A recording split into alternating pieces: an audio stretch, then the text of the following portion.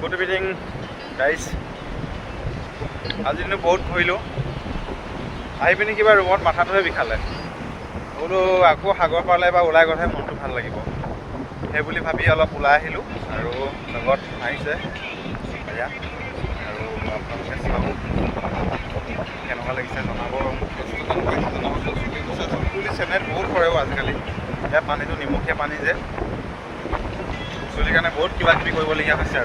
আৰু মোৰ পিছফালে সাগৰ, যিটো নেকি মই সদায় দেখাওঁ আপোনালোকক।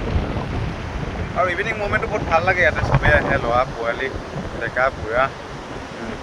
তো আমিও আহোঁ, ভাল লাগে মনবোৰ। সপ্তাহত এদিন কেতিয়াবা অফ পাওঁ, সদায়তো অহা নহয়। চ' আহোঁ আৰু ওলাই। আৰু আপোনালোকে জনাবচোন, সাগৰৰ কাষত এনেই আহিব মন যায় নাই আপোনালোকেতো অসমত থাকে, গম নাপায় কেনেকুৱা হয় কি কথা। আৰু এনেই এইটো ভাবিবহে পাৰে, কিন্তু আহিতো পোৱা নাই আজিলৈকে। মানে আহিব মন যায় নে জনাবচোন। আৰু মইতো সদায় মন গ'লে আহিব পাৰোঁ।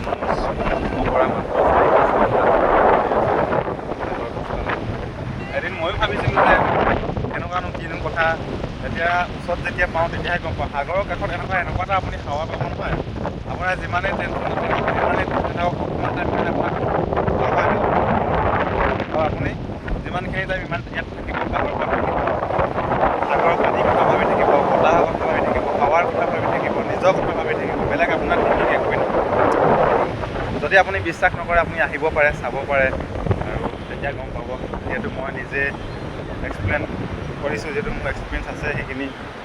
যিমান টেনশ্যন হওক, যিমান প্ৰেছাৰ হওক, ইয়াত আহিলে মানে সিমানখিনি নাথাকে টেনশ্যন, মানে টেনশ্যন ফ্ৰী হৈ যায় ক'ব গ'লে।